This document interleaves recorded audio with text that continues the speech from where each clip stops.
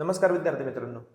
काय तुम्ही जर 2027 मध्ये क्लास 10th स्टेट बोर्डची एक्झाम देणार असाल, महाराष्ट्र बोर्डची एक्झाम देणार असाल, तर आजपासून मी तुमच्यासाठी एक व्हिडिओ सिरीज घेऊन आलो आहे. आजच्या व्हिडिओमध्ये मी सायन्स अँड टेक्नॉलॉजी पार्ट 1 जो आहे तुमचा, ज्याच्यामध्ये फिजिक्स आहे, त्याचे चॅप्टर वाईज वेटेज सांगणार आहे.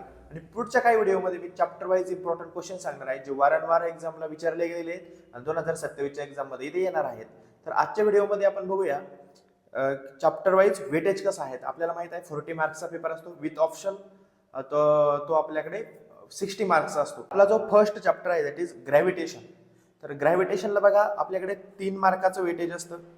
विथ ऑप्शन जर बघितलं आपण तर 5 मार्काचं वेटेज आहे आपल्याकडे ग्रॅव्हिटेशन चॅप्टरसाठी. त्याच्यानंतर आपण बघितलं second chapter periodic classification of elements. तर हा चॅप्टर 4 मार्क्ससाठी येतो आपल्याला विदाउट ऑप्शन. आणि विथ ऑप्शन जर बघितलं आपण ऑरचे एक्स्ट्राचे क्वेश्चन्स वगैरे, तर हा चॅप्टर जो आहे हा आपल्याकडे 6 मार्क्ससाठी असतो. थर्ड चॅप्टर जर आपण बघितला केमिकल रिएक्शन्स अँड इक्वेशन, तर हा चॅप्टर जो आहे आपल्याला 4 मार्कांसाठी विचारलेला असतो आणि विथ ऑप्शन जो आहे तो 6 मार्क्ससाठी विचारलेला असतो. फोर्थ जो आहे इफेक्ट्स ऑफ इलेक्ट्रिक करंट, महत्वाचा चॅप्टर आहे. बऱ्याच वेळेस 5 मार्कांचा जो शेवटचा क्वेश्चन होतो किंवा ऍप्लिकेशन बेस्ड जो क्वेश्चन होतो तो या चॅप्टर मधून येतो असतो मित्रांनो. तर हा जो चॅप्टर आहे fourth effects of electric current, हा आपल्याकडे 5 मार्क्ससाठी आहे आणि विथ ऑप्शन हा 7 मार्क्ससाठी आहे, म्हणजे जास्त वेटेज याला आहे. त्याच्यानंतर हीट चॅप्टर जो आहे फिफ्थ, हा 3 मार्क्ससाठी आहे. विथ ऑप्शन जर बघितलं तर हा 5 मार्क्ससाठी येतो. त्याच्यानंतर रिफ्रॅक्शन ऑफ लाईट जो 6 नंबरचा चॅप्टर आहे, तो रिफ्रॅक्शन ऑफ लाईट जो आहे तो आपल्याला 5 मार्क्स विथ ऑप्शन 7 मार्क्ससाठी आहे. त्याच्यानंतर जो 7th चॅप्टर आहे लेन्सेस, तर लेन्सेस जर बघितलं आपण तर विथ ऑप्शन 4 मार्कला आहे तो विदाउट ऑप्शन, आणि ऑप्शन पकडून जो आहे तो 6 मार्क्ससाठी आहे.